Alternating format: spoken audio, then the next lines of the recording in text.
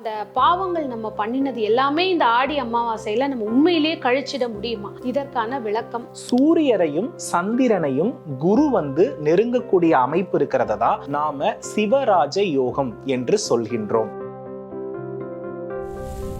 ஆகாயத்துக்கும் போவாம பூமியிலையும் இல்லாம நடுவில் காற்றில் திண்டாடி கொண்டிருக்கக்கூடிய முக்தி பெறாத முன்னோர்களை முக்தி அடைய வைக்கக்கூடிய மாதமாக இருப்பதுதான் இந்த ஆடி அமாவாசைக்குரிய மாதமாக இருக்கிறது. இந்த ஆடி அமாவாசை என்பது உக்ர தெய்வங்களுக்கு மிக சிறப்பான ஒரு அமாவாசை. இந்த ஆடி அமாவாசையில இன்னும் ஒரு மிகப்பெரிய மகத்துவம் இருக்கிறது. அது நம்ம யாருமே கரெக்டா ஃபாலோ பண்றதே கிடையாது. அமாவாசை திதியில் பிறந்தவர்களுடைய பேச்சுக்கள் எப்பொழுதுமே அனுபவம் வாய்ந்ததாக இருக்கும். ஆனா சொல்லும் பொழுது அது எதிர்மறையா இருக்கும். அப்போ அது எதிர்மறை வார்த்தையாக இருக்குன்றது போல அவரை நிராகரிப்பார்கள். ஆனா அவங்க சொன்னதுதான் நடக்கும்.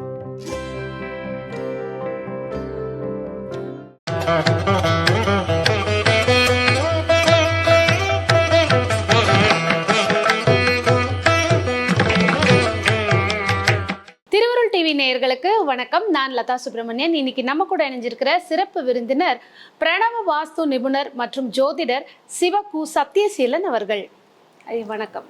ஓம் ஸ்ரீ குருப்யோ நமஹ, ஸ்ரீ மாத்ரே நமஹ, ஓம் அகத்தீசாய் நமஹ. வணக்கம்மா. இந்த ஆடி மாதத்தை பற்றி ஒரு பதிவு கொடுத்தீங்க. ரொம்ப அழகான அருமையான தெளிவான விளக்கம் இருக்கக்கூடிய ஒரு பதிவு. அதில் ஃபஸ்ட்டு நம்ம வரக்கூடிய ஒரு பெரிய விஷயம்னு பார்த்தீங்கன்னா இந்த ஆடி அமாவாசை. நிறைய பாவங்கள் செஞ்சு அதே மாதிரி நம்ம மாதம் நம்மளுடைய பித்ருக்களுக்கு நம்ம கொடுக்க முடியாட்டியும் இந்த டயத்தில் பண்ணலாங்கிறாங்க.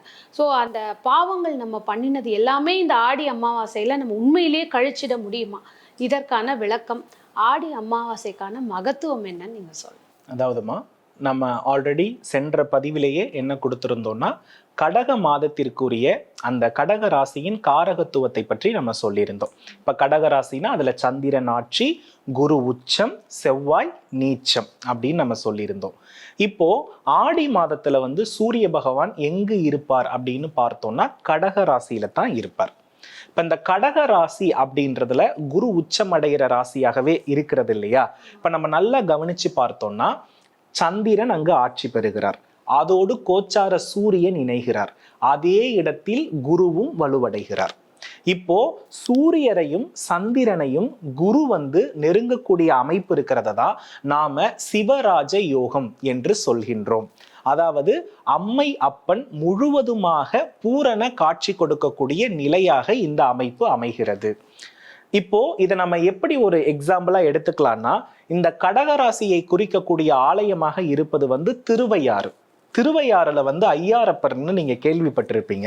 5 ஆறுகள் கூடும் இடம் அங்கு இருப்பதினால் அவரை ஐயாரப்பர் அப்படின்னு சொல்லுவாங்க. இந்த ஆடி அமாவாசை அப்படின்னு நம்ம எடுத்து பார்த்தோம் அப்படின்னா அப்பருக்கு பாத்தீங்க அப்படின்னா அம்மை அப்பன் இணைந்து காட்சி கொடுத்த ஒரு மிக முக்கியமான நாளாகவே அந்த ஆலயத்தினுடைய விசேஷமான தினம் என்பது கொண்டாடப்படுகிறது. அப்போ அம்மையப்பனுடைய பரிபூரணமான கடாட்சம் உள்ள நாளாக இந்த ஆடி அமாவாசை இருப்பதினாலே நம்மளுடைய பித்ருக்களுக்கு, அதாவது ஆகாயத்துக்கும் போவாம பூமியிலையும் இல்லாம நடுவில் காற்றில் திண்டாடி கொண்டிருக்கக்கூடிய முக்தி பெறாத முன்னோர்களை முக்தி அடைய வைக்கக்கூடிய மாதமாக இருப்பதுதான் இந்த ஆடி அமாவாசைக்குரிய மாதமாக இருக்கிறது. காரணம் என்னன்னா, பித்ருக்களை குறிக்கக்கூடிய 2 கிரகங்கள் குருவினுடைய கட்டுப்பாட்டில் இருக்கக்கூடிய ராசியில் நிற்பதுதான் ஆடி அமாவாசையினுடைய மிக முக்கியமான விசேஷம்.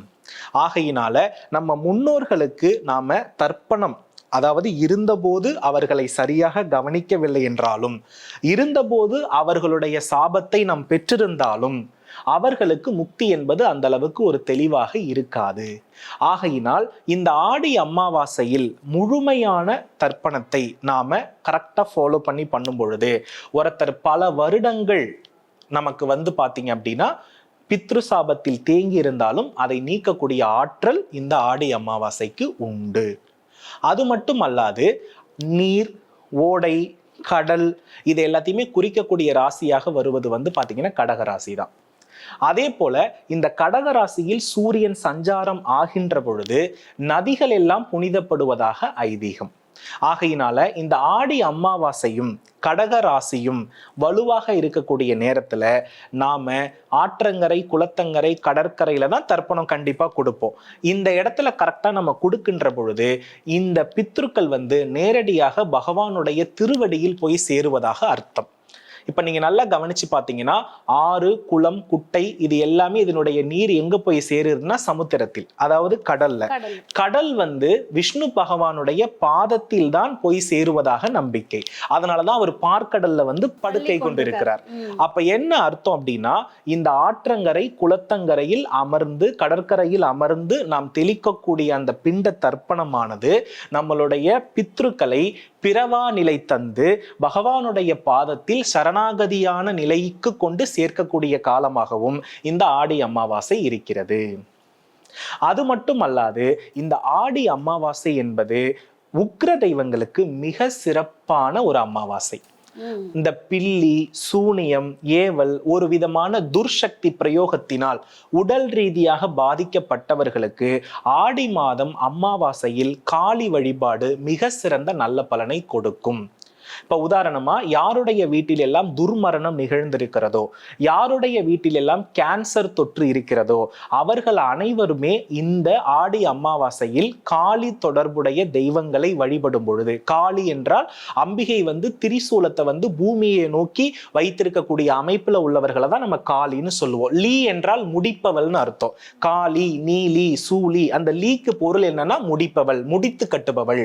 ஏன் பூமியை நோக்கி அம்பாளுடைய திரிசூலம் இருக்கிறது அப்படின்னா, இந்த மாந்திரிக பிரச்சனை என்பது பூமியை மையப்படுத்தி தான் எல்லாருமே வைப்பார்கள். அதே போல பூமியில ஒரு ஆன்மா சாந்தி அடையலன்னா அதற்கு சாந்தி கொடுப்பவளாக யார் இருக்கிறாள் என்றால் இந்த காளி தேவி தான் இருக்கிறார். அதனால அமானுஷிய தொந்தரவுகள் அதிகமாக இருப்பவர்கள், மனநோயால் அதிகம் பாதிக்கப்பட்டிருப்பவர்கள், குறிப்பாக ஆட்டிசம் அப்படின்ற நோயால் பாதிக்கப்பட்டிருக்கக்கூடிய குழந்தைகளுக்கு இந்த ஆடி அமாவாசை தினத்தில் காளி தேவிக்கு சுத்தமான மலைத்தேனை அபிஷேகம் செய்து அதை கொடுத்து வந்தால் உடல் ரீதியாக ஒரு நல்ல நிவாரணம் கிடைப்பதை கண்கூடாக பார்க்கலாம். ஆகையினால ஆடி அமாவாசை காலம் என்பது காளிக்கு மிகவும் உகந்த மாதமாகவே நாம என்ன பண்றோம்னா கருதுகிறோம். அது மட்டும் இல்லாமல் இந்த ஆடி அமாவாசையில இன்னும் ஒரு மிகப்பெரிய மகத்துவம் இருக்கிறது. அது நம்ம யாருமே கரெக்டா ஃபாலோ பண்றதே கிடையாது.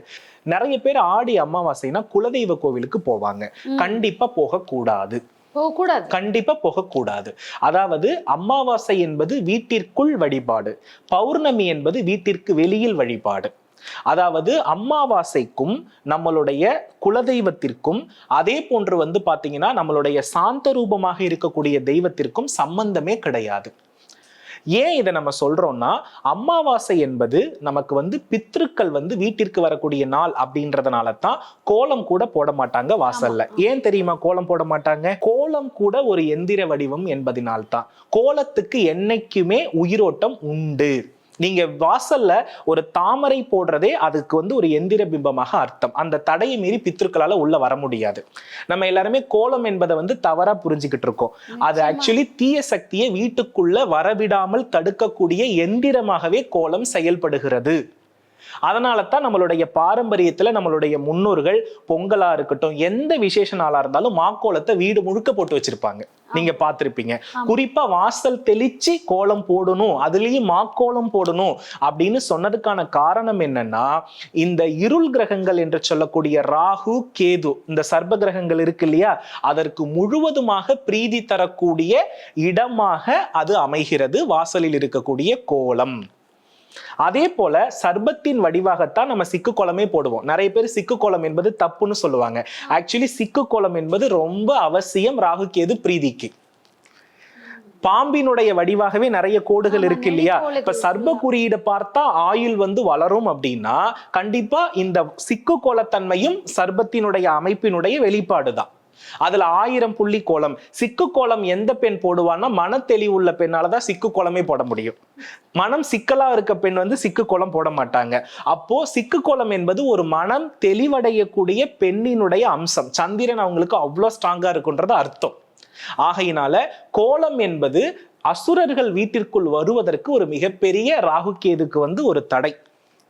அதனால தான் ஆடி அமாவாசையில என்ன பண்ண மாட்டாங்கன்னா கோலம் வந்து போடக்கூடாதுன்னு சொன்னதுக்கான காரணங்கள். அதை விட மிக முக்கியமானது ஏன் குலதெய்வ கோவிலுக்கு போகக்கூடாதுன்னா, குலதெய்வ கோவில் என்பது சூரியன், அது வெளிச்சத்திற்குரிய கிரகம். அமாவாசை என்பது இருட்டுக்குரிய கிரகம். சோ இந்த இடத்துல வந்து சூரியன் என்ன ஆவார்னா டீஆக்டிவேட் ஆகி நிற்பார். அந்த டைம்ல போய் நீங்க குலதெய்வத்தை வேண்டுனீங்கன்னா கண்டிப்பா உங்களுக்கு தோஷம் நிகழும்.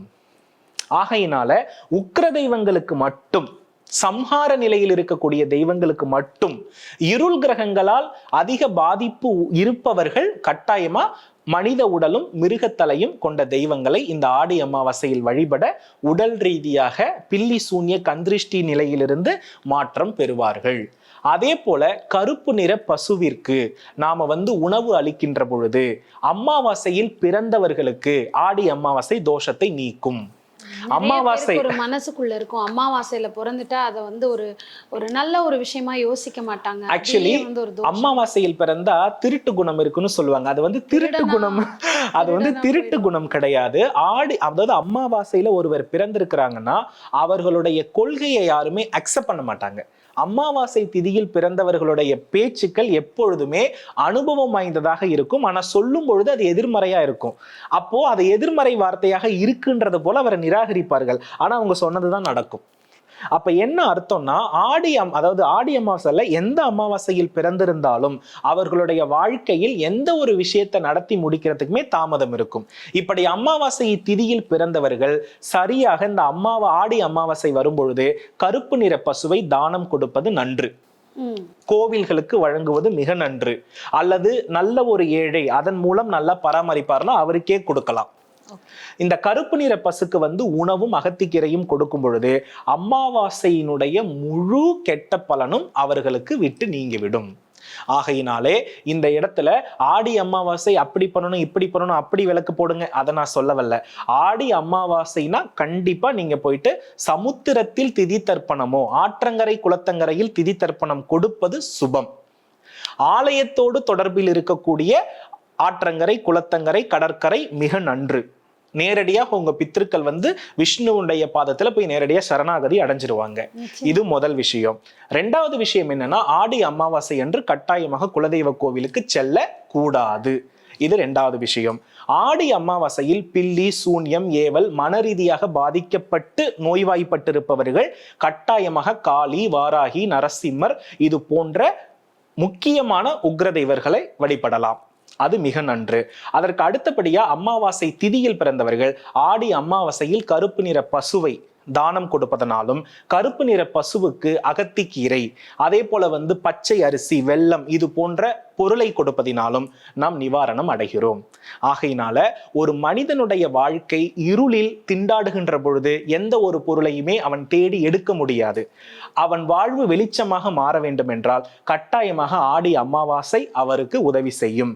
அபிராமி பட்டர் எப்படி கழுத்தை நெரித்து இருளில் சிக்கி தவித்தாரோ தண்டனையால், அந்த நேரத்தில் அம்பிகையினுடைய தாடகம் என்று சொல்லக்கூடிய தோடு வானில் தோன்றி எப்படி அவரை காப்பாற்றி பெருமைப்படுத்தி வாழ்க்கையில வளர்த்ததோ அதே பலனை அம்பிகை நமக்கு நிம்மதியாக தருவாள் என்ற நம்பிக்கையோடு ஆடி அமாவாசையை கொண்டாடலாம். அருமையான ஒரு பதிவு. ஏன்னா ஒவ்வொரு உங்களுடைய விளக்கமும் ரொம்ப துல்லியமாகவும் தெளிவாகவும் இருக்கு.